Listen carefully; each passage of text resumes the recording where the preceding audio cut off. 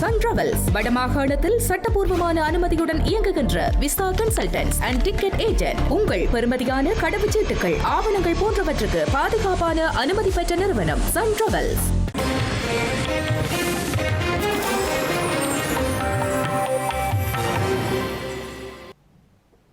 வணக்கம். இது ஐபிசி தமிழின் காலை நேர பிரதான செய்திகள். முதலில் தலைப்புச் செய்திகள். யாழில் காணாமல் போன கடற்றொழிலாளர்களை தேடும் பணிகள் தீவிரம். உலங்கு வானூர்தியை பயன்படுத்துமாறு பணிப்பு. நிதியுதவி வழங்கிய உறவுகளுக்கு நன்றி கூறிய சிவாஜிலிங்கம். எஞ்சிய நிதியை சமூக நலன்களுக்கு பயன்படுத்த உள்ளதாகவும் தெரிவிப்பு. இந்து சமுத்திரத்தை அமைதி பிராந்தியமாக பேணுமாறு ஸ்ரீலங்கா கோரிக்கை. ரஷ்ய மாநாட்டில் பாதுகாப்பு செயலாளர் வலியுறுத்தல். யாழில் நாளை இடம்பெறவுள்ள ரீச்சாவின் ஞாயிறு சந்தை. உள்ளூர் உற்பத்திகளை பெறும் வாய்ப்பு. தமிழகத்தில் அதிகரிக்கும் குற்றச் செயல்கள். கவர்ச்சிகளினால் ஆள முடியாது என அதிமுக விசனம். ஈரான் அணு ஆயுதத்தை நிரந்தரமாக கைவிட வேண்டும் என ட்ரம்ப் மீண்டும் வலியுறுத்தல். இழுபறி நிலையில் புரிந்துணர்வு ஒப்பந்தம். இனி தொடர்வது விரிவான செய்திகள்.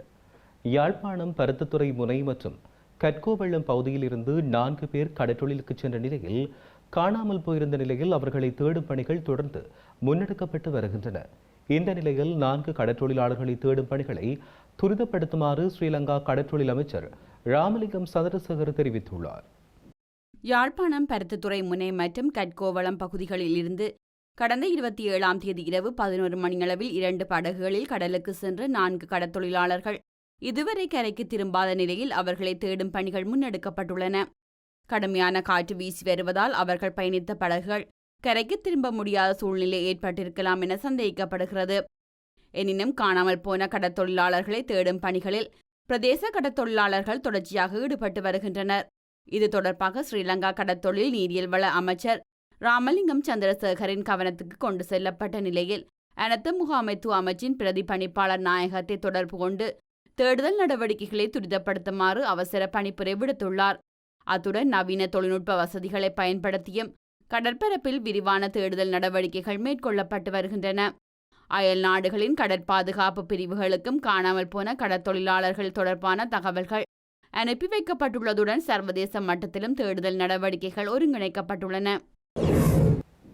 இதேவேளை பருத்தித்துறை முனை மற்றும் கட்கோவளம் பகுதிகளைச் சேர்ந்த 4 கடற்தொழிலாளர்கள் காணாமற் போயுள்ள நிலையில் இலங்கை தமிழரசு கட்சியின் பொதுச் செயலாளர் MA சுமந்திரன் பருத்தித்துறை முனை கடற்கரைக்கு சென்று நிலைமைகள் தொடர்பில் கேட்டறிந்து கொண்டுள்ளார். யாழ்ப்பாணம் காங்கேசன்துறை கடற்படை கட்டளை அதிகாரியுடன் தொலைபேசியில் தொடர்பு கொண்ட தமிழரசு கட்சியின் பொதுச் செயலாளர் கடற்தொழிலாளர்களை தேடும் நடவடிக்கைகளை விரைவுபடுத்துமாறு கேட்டுக் கொண்டுள்ளார். மேலும் இந்திய கடலோர காவல்படை மற்றும் இந்திய தூதரகத்தையும் தொடர்பு கொண்டு காணாமல் போன கடற்தொழிலாளர்களை தேடுவதற்கு உதவி வழங்குமாறு கோரியுள்ளார். இதேவேளை ஸ்ரீலங்கா பாதுகாப்பு அமைச்சின் செயலாளர் சம்பத் துயகொந்தாவுடனும் தொடர்பு கொண்டு உலங்கு வானூர்தியின் உதவியுடன் தேடுதல் நடவடிக்கைகளை முன்னெடுக்குமாறு கோரிக்கை விடுத்துள்ளார். இந்த நிலையில் இன்று உலங்கு வானூர்தி மூலம் தேடுதல் நடவடிக்கைகள் மேற்கொள்ளப்படும் என உறுதியளிக்கப்பட்டுள்ளதாக தெரிவிக்கப்பட்டுள்ளது. அதனைத் தொடர்ந்து காணாமல் போன 4 கடற்தொழிலாளர்களின் குடும்பத்தினரையும் தமிழரசு கட்சியின் பொதுச் செயலாளர் நேரில் சந்தித்து கலந்துரையாடியுள்ளார். 2 சிறுநீரகங்களும் செயலிழந்த நிலையில் மருத்துவ சிகிச்சைகளுக்காக நிதி உதவி வழங்கியுள்ள உள்நாட்டு மற்றும் வெளிநாட்டு உறவுகளுக்கு ஸ்ரீலங்கா முன்னாள் நாடாளுமன்ற உறுப்பினர் MK சிவாஜிலிங்கம் நன்றி தெரிவித்துள்ளார். கடந்த வாரம் சிறுநீரக மாற்று அறுவை சிகிச்சைக்கான நிதியினை ஊடகங்களின் வாயிலாக அவர் உதவி கோரியிருந்த நிலையில் உள்நாட்டில் இருந்தும் வெளிநாடுகளில் இருந்தும் பலர் உதவிகளை செய்திருந்தனர். இந்நிலையில் நிதியுதவி கிடைத்ததை தொடர்ந்து ஊடகங்கள் வாயிலாக மக்களுக்கு நன்றி தெரிவித்த சிவாஜிலிங்கம் தனது மருத்துவ சிகிச்சைக்கு பின் எஞ்சியுள்ள நிதியை சமூக நலனுக்கும் மாவீரர் குடும்பங்களுக்கும் வழங்க உள்ளதாகவும் அறிவித்துள்ளார்.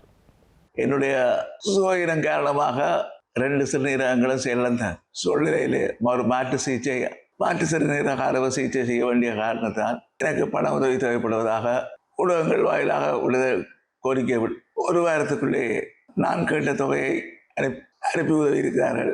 நான் தயக்கக்காரமாக 2 மாதங்களாக தயங்கி ஆரம்ப சிகிச்சைக்கான தொகைத்தான் கேட்டிருந்தேன். அதன் பின்னர் தொடர் மருத்துவ சிகிச்சை கேட்கவில்லை. அதை சேர்த்து அனுப்பியது போல அனுப்பியிருக்கிறார்கள். ஆகவே இந்த உள்ளங்களுக்கு, தமிழ் உறவுகளுக்கு கோடான கோடி நன்றியை நான் தெரிவித்துக் கொண்டு அதே நேரத்தில் வங்கிகள் தங்களுடைய நடைமுறையை வைத்துக்கொண்டு எவ்வாறு பணம் அங்கிருந்து வந்தது, அதுக்கான காரணங்களை தருவாரம் கேட்டிருக்கிறார்கள். பொதுமக்களுக்கு எந்த விதமான சிரமம் விசாரணைகளை நான் மாத்திரம் எதிர்கொள்வதற்கு தீர்மானித்திருக்கின்றேன். பொதுமக்களுக்கு எந்த விதமான பிரச்சனையும் இருக்காது. அவ்வாறு பிரச்சனை ஏற்பட்டால் அவர்களுக்காக முகம் கொடுக்க வேண்டிய கடமை எனக்கு இருக்கிறது. அதை நீங்கள் அறிந்து பொதுமக்களிடம் இதை பற்றி தயங்க வேண்டியதில்லை. குறிப்பாக வெளிநாட்டிலிருந்து பணங்கள் ஏதாவது அமைப்புகள் ஊடாக அனுப்பப்படுகிறதா என்பதை பற்றியும் அவர்கள் தீவிரமான விசாரணை நடத்தி கொள்ளும். எதுவாறு இருந்தாலும் இந்த உதவியை செய்த அத்தனை பேருக்கும் நன்றியை கூறிக்கொண்டு, புதுதாக இனிமேல் நீங்கள் பணத்தை தேடுவதற்கான முயற்சிகளில் ஈடுபட வேண்டாம் என்று கேட்டுக்கொண்டு, இந்த பணத்தை முழுமையாக விவரங்களை வெளியிடுவேன். அது மாத்திரமல்ல, இதிலே எனது செலவுக்கு போக மீதியாக வருகின்ற பணத்தை வைத்துக்கொண்டு தமிழீழ தேசிய விடுதலை போராட்டத்துக்காக நினைவு சின்னங்களை அமைப்பதற்காகவும் பாதிக்கப்பட்டவர்களுக்கு நான் உதவிகளை செய்வதற்கும் தீர்மானித்திருக்கின்றேன். இந்து சமுத்திர பிராந்தியத்தை அமைதி பிராந்தியமாக பேணுவதற்கு அனைத்து நாடுகளும் ஒத்துழைப்பு வழங்க வேண்டும் என ஸ்ரீலங்கா பாதுகாப்பு செயலாளர் ஏர்வைஸ் மார்ஷல் சம்பத் துயஹொந்தா வலியுறுத்தியுள்ளார். ரஷ்யாவின் மாஸ்கோ நகரில் நடைபெற்ற சர்வதேச மாநாட்டின் போது அவர் இந்த விடயங்களை வலியுறுத்தியுள்ளார். இந்து சமுத்திரத்தில் அதிகரித்து வருகின்ற புவியியல் மற்றும் அரசியல் முக்கியத்துவத்தை சுட்டிக்காட்டிய ஸ்ரீலங்கா பாதுகாப்பு செயலாளர் அந்த பிராந்தியத்தை அமைதி, ஒத்துழைப்பு மற்றும் பகிரப்பட்ட வல்லமைக்கான வலயமாக பேணுவதன் அவசியத்தினையும் வலியுறுத்தியுள்ளார். மேலும் கடல்வழி சுதந்திரம், சர்வதேச சட்டங்களுக்கு மதிப்பளித்தல் மற்றும் நாடுகளுக்கு இடையிலான பயனுள்ள உரையாடல்களை நிலைநிறுத்துதல் மூலம் பிராந்திய போட்டிகள் மோதல்களாக மாறுவதை தடுப்பது மிக முக்கியம் என்றும் குறிப்பிட்டார். அத்துடன் தீவிரவாதம், இணையவழி குற்றச்செயல்கள், கடல்சார் பாதுகாப்பு அச்சுறுத்தல்கள் மற்றும் காலநிலை மாற்றத்துடன் தொடர்புடைய அபாயங்கள் உள்ளிட்ட நவீன பாதுகாப்பு சவால்களை எதிர்கொள்ள சர்வதேச ஒத்துழைப்பு, புலனாய்வு, தகவல் பகிர்வு மற்றும் கூட்டு நடவடிக்கைகளின் அவசியத்தையும் அவர் வலியுறுத்தினார். இலங்கையின் அணிசேரா கொள்கை மற்றும் அமைதியான சகவாழ்வுக்கான அர்ப்பணிப்பை மீண்டும் வெளிப்படுத்திய பாதுகாப்பு செயலாளர் சிக்கலான உலகச் சூழலில் பேச்சுவார்த்தை, நம்பிக்கை மற்றும் பிராந்திய நிலைத்தன்மையை மேம்படுத்துவதில் சிறிய நாடுகளுக்கு முக்கிய பங்கு உள்ளதாகவும் தெரிவித்துள்ளார். ரீச்சா ஒருங்கிணைந்த பண்ணையால் நாளை முதல் ஒவ்வொரு ஞாயிற்றுக்கிழமையும் யாழ்ப்பாணத்தில் ஞாயிறு சந்தை ஆரம்பிக்கப்பட உள்ளது. இந்த சந்தையில் காய்கறிகள், பழங்கள், விதைகள், புதிய நாற்றுக்கள், சவர்க்காரங்கள், கோப்பி வகைகள், இறைச்சி, முட்டை உள்ளிட்ட பொருட்களை மக்கள் பெற்றுக்கொள்ள முடியும் என்றும் அறிவிக்கப்பட்டுள்ளது. காலை 8 மணி முதல் மாலை 4 மணி வரை யாழ்ப்பாணம் பீஸா ஹட் வளாகத்தில் இந்த ஞாயிறு சந்தை நடைபெறவுள்ளதாக தெரிவிக்கப்படுகிறது. கனடாவில் சிறுவர்களை பாலியல் ரீதியாக துன்புறுத்திய குற்றச்சாட்டில் வாகநகர சபையின் முன்னாள் ஊழியரான தமிழர் ஒருவர் கைது செய்யப்பட்டுள்ளார். கடந்த ஏப்ரல் மாதம் சமூக மையத்தில் வைத்து சிறுவர்கள் 2 பாலியல் ரீதியாக துன்புறுத்தியதாக அவர் மீது குற்றம் சாட்டப்பட்டுள்ளது. இதனையடுத்து 65 வயதான சார்லஸ் மாணிக்கம் என்பவரே இவ்வாறு கைது செய்யப்பட்டுள்ளதாக கனேடிய காவல்துறையினர் தெரிவித்துள்ளனர். சந்தேக நபர் மீது பாலியல் ரீதியான 3 குற்றச்சாட்டுகள் சுமத்தப்பட்டுள்ளன. மட்டக்களப்பு வாழைச்சேனையில் ஊடகவியலாளர் ஒருவருக்கு வாழைச்சேனை பிரதேச சபையின் உபதவிசாளர் அச்சுறுத்தல் விடுத்தமை தொடர்பில் காவல்துறையில் முறைப்பாடு செய்யப்பட்டுள்ளது. கடந்த வாரம் இடம்பெற்ற பிரதேச அபிவிருத்தி குழு கூட்டத்தில் பிரதேச சபை தவிசாளர்கள் தமிழ் மக்களின் பல பிரச்சினைகளை முன்வைக்கவில்லை என குறித்த ஊடகவியலாளர் குற்றம் சாட்டி கருத்தொன்றை பதிவு செய்தார். இந்த நிலையில் தமிழரசுக் கட்சி வசமுள்ள வாழைச்சேனை பிரதேச சபையின் உபதவிசாளர் குழந்தவேல் பத்மநீதன் குறித்த ஊடகவியலாளரின் வீட்டுக்கு சென்று அவரை அச்சுறுத்தியுள்ளார். இது தொடர்பில் குறித்த ஊடகவியலாளர் உபதவிசாளருக்கு எதிராக காவல் நிலையத்தில் முறைப்பாடொன்றை செய்துள்ளார். இதேவேளை கடந்த வாரம் அந்த பகுதி ஊடகவியலாளர் மற்றொரு ஊடகவியலாளர் வீட்டுக்கு சென்று 5 பேர் கொண்ட குழுவினர் அச்சுறுத்தியிருந்தமையும் குறிப்பிடத்தக்கது. ஸ்ரீலங்கா நாடாளுமன்ற உறுப்பினர் அர்ஜுனா ராமநாதன் உள்ளிட்டோருக்கு எதிராக தெல்லிப்பளை புற்றுநோய் வைத்தியசாலை வைத்தியர் நிகழ்நிலை காப்புச் சட்டத்தின் கீழ் தாக்கல் செய்த வழக்கு எதிர்வரும் ஜூன் மாதம் 19ஆம் தேதி கட்டளைக்காக திகதியிடப்பட்டுள்ளது. தெல்லிப்பளை வைத்தியசாலை புற்றுநோய் பிரிவு வைத்தியர் தொடர்பில் சமூக வலைதளங்களில் அவதூறு பரப்பினார்கள் என்ற குற்றச்சாட்டில் நாடாளுமன்ற உறுப்பினர் அர்ஜுனா ராமநாதன் உள்ளிட்ட 2 வைத்தியர்களுக்கு எதிராக நிகழ்நிலை காப்புச் சட்டத்தின் கீழ் யாழ்ப்பாணம் மேலதிக நீதவான் நீதிமன்றத்தில் தாக்கல் செய்யப்பட்ட வழக்கு நேற்றைய தினம் விசாரணைக்கு எடுத்துக் கொள்ளப்பட்டுள்ளது. இதன்பொழுது எதிர் மனுதாரர் சார்பில் சமர்ப்பணங்கள் செய்யப்பட்ட நிலையில் குறித்த வழக்கினை எதிர்வரும் ஜூன் மாதம் 19ஆம் தேதிக்கு கட்டளைக்காக மன்று திகதியிட்டுள்ளது. குறித்த வழக்கில் தெல்லிப்பளை புற்றுநோய் வைத்தியசாலையின் வைத்தியர் சார்பில் சிரேஷ்ட சட்டத்திரணி லக்ஷா டயஸின் வழிகாட்டலில் சட்டத்திரணி கனகலிங்கம் கிஷோபனாவும், நாடாளுமன்ற உறுப்பினர் அர்ஜுனா ராமநாதன் சார்பில் சட்டத்திரணி கௌசல்யா நரேந்திரனும் முன்னிலையாகியுள்ளனர். இலங்கையில் முதன்முறையாக போதைப்பொருள் வர்த்தகம் மற்றும் குற்றங்களுக்கு வழங்கப்பட்ட அரசியல் ஆதரவு தகர்க்கப்பட்டுள்ளதாக ஸ்ரீலங்கா ஜனாதிபதி அனுரகுமார திசாநாயக்க தெரிவித்துள்ளார். அவர்கள் யாருக்கும் இனி அரசியல் ஆதரவு கிடைக்காது என்று நிகவரட்டியவில் இடம்பெற்ற நிகழ்வொன்றின் போது அவர் வலியுறுத்தினார். இலங்கையில் போதைப் பொருட்களுடன் தொடர்புடைய அழிவுகரமான கதவை மூடுவதற்காக இளைய தலைமுறையினரிடம் மத எழுச்சியை ஏற்படுத்துவது இன்றியமையாதது என்றும் அந்த பணியில் மகா சங்கத்தினர் உள்ளிட்ட மதத் தலைவர்களுக்கு முதன்மையான பொறுப்பு உள்ளதாகவும் ஜனாதிபதி தெரிவித்தார். விஞ்ஞானம் மற்றும் தொழில்நுட்பத் துறையில் ஏற்பட்டுள்ள பாரிய மாற்றம் போதைப் பொருள் துஷ்பிரயோகம் மற்றும் ஆயுதம் ஏந்திய குழுக்களுடன் இணைவதற்கும் தொழில்நுட்பமூடாக மேற்கொள்ளப்படும் சட்டவிரோத நிதி பரிமாற்றங்களுக்கும் வழிவகுத்துள்ளதாக தெரிவித்தார். போதைப்பொருள் வர்த்தகத்தை ஒழிப்பதற்காக பாரிய வேலை திட்டத்தை ஆரம்பித்த நிலையில் கடந்த 7 மாத காலப்பகுதியில் பெருமளவான போதைப் பொருட்கள் கைப்பற்றப்பட்டதாக சுட்டிக்காட்டினார். எனினும் நாட்டிற்குள் பாரிய அளவிலான போதைப்பொருள் பரவியுள்ளது மற்றும் அதற்கு எவ்வளவு இளைஞர் யுவதிகள் அடிமையாக இருக்கிறார்கள் என்பதை புரிந்து கொள்ள முடியும் என்றும் அவர் தெரிவித்தார். இந்த அழிவு பாதையை நோக்கி செல்லும் இளைய தலைமுறையினரின் எதிர்காலத்தை பாதுகாப்பான திசையை நோக்கி எவ்வாறு அழைத்து வருவது என்பதே மிக பெரும் சவால் என்றும் அவர் இதன்போது தெரிவித்தார். வெசாக் தினத்தினை முன்னிட்டு ஸ்ரீலங்கா ஜனாதிபதி அனுரகுமார திசாநாயக்கவால் 61 கைதிகளுக்கு பொது மன்னிப்பு வழங்கப்பட்டுள்ளது. அரசியலமைப்பின் 34வது பிரிவின் கீழ் ஜனாதிபதிக்கு வழங்கப்பட்டுள்ள அதிகாரங்களுக்கு அமைய இந்த பொது மன்னிப்பு வழங்கப்பட்டுள்ளது. இவர்களில் 33 கைதிகள் இன்று சிறைகளில் இருந்து உத்தியோகபூர்வமாக விடுதலை செய்யப்பட்டுள்ளதாக சிறைச்சாலை திணைக்கள ஊடக பேச்சாளர் ஏசி கஜநாயக்க தெரிவித்துள்ளார். பஞ்ச ஈச்சரங்களில் ஒன்றான வரலாற்று சிறப்புமிக்க மன்னார் திருக்கேதீஸ்வர ஆலயத்தின் தேர் திருவிழா நேற்று இடம்பெற்றது. விசேட பூஜை வழிபாடுகளை தொடர்ந்து பஞ்சரத தேரில் உற்சவ மூர்த்திகள் எழுந்தருளியதைத் தொடர்ந்து தேர் வீதி உலா இடம்பெற்றது. குறித்த தேர் வீதி உலாவில் இலங்கையின் பல பாகங்களில் இருந்தும் பக்தடியார்கள் கலந்து கொண்டிருந்தமை குறிப்பிடத்தக்கது.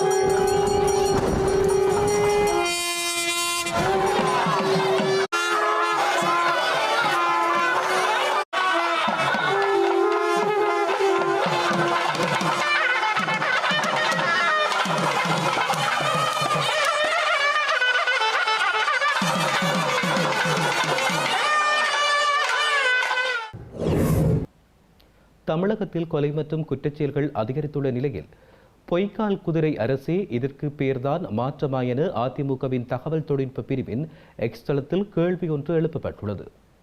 தமிழகத்தில் அண்மை காலங்களில் இடம்பெற்ற குற்றச்செயல்களை பட்டியலிட்டுள்ள அதிமுகவின் தகவல் தொழில்நுட்ப பிரிவு பொய்க்கால் குதிரை அரசே இதற்கு பேர்தான் நீங்கள் சொன்ன அந்த மாற்றமா என்று கேள்வி எழுப்பியுள்ளது. மாற்றம் புதிய அரசியல் என வசனத்தை மனப்பாடம் செய்து ஒப்புவித்து ஆட்சியை பிடித்த இந்த பொய்க்கால் குதிரை அரசின் முதல்வருக்கு சட்டம் ஒழுங்கு தொடர்பில் தெரியுமா என்றும் வினவியுள்ளது. குற்றவாளிகளுக்கு சட்டத்தின் மீதோ காவல்துறையின் மீதோ பயமில்லை என்றும் நடவடிக்கை எடுக்க வேண்டிய அரசாங்கம் வாய்மூடி மௌனியாக வேடிக்கை பார்ப்பதாகவும் விமர்சித்துள்ளது. கவர்ச்சிகளால் மட்டும் ஒரு மாநிலத்தை ஆள முடியாது என்பதை இந்த பொய்க்கால் குதிரை அரசு உணர்ந்து கொள்ள வேண்டிய நேரம் இது என்றும் அந்த எக்ஸ் தள பதிவில் கூறப்பட்டுள்ளது. ஈரான் அணு ஆயுதங்களை உருவாக்குவதையோ அல்லது வைத்திருப்பதையோ நிரந்தரமாக கைவிட வேண்டும் என அமெரிக்க ஜனாதிபதி டொனால்ட் ட்ரம்ப் வலியுறுத்தல் விடுத்துள்ளார்.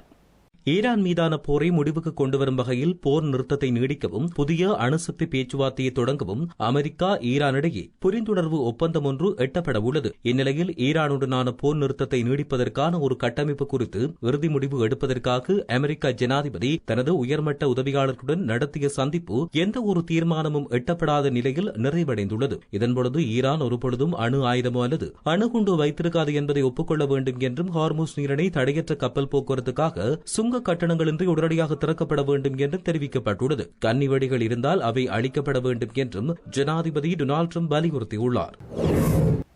செய்திகளின் நிறைவாக மீண்டும் தலைப்புச் செய்திகள். யாழில் காணாமல் போன கடற்றொழிலாளர்களை தேடும் பணிகள் தீவிரம். உலங்கு வானூர்தியை பயன்படுத்துமாறு பணிப்பு. நிதியுதவி வழங்கிய உறவுகளுக்கு நன்றி கூறிய சிவாஜிலிங்கம் எஞ்சிய நிதியை சமூக நலன்களுக்கு பயன்படுத்த உள்ளதாகவும் தெரிவிப்பு. இந்து சமுத்திரத்தை அமைதி பிராந்தியமாக பேணுமாறு ஸ்ரீலங்கா கோரிக்கை. ரஷ்ய மாநாட்டில் பாதுகாப்பு செயலாளர் வலியுறுத்தல். யாழில் நாளை இடம்பெறவுள்ள ரீச்சாவின் ஞாயிறு சந்தை. உள்ளூர் உற்பத்திகளை பெறும் வாய்ப்பு.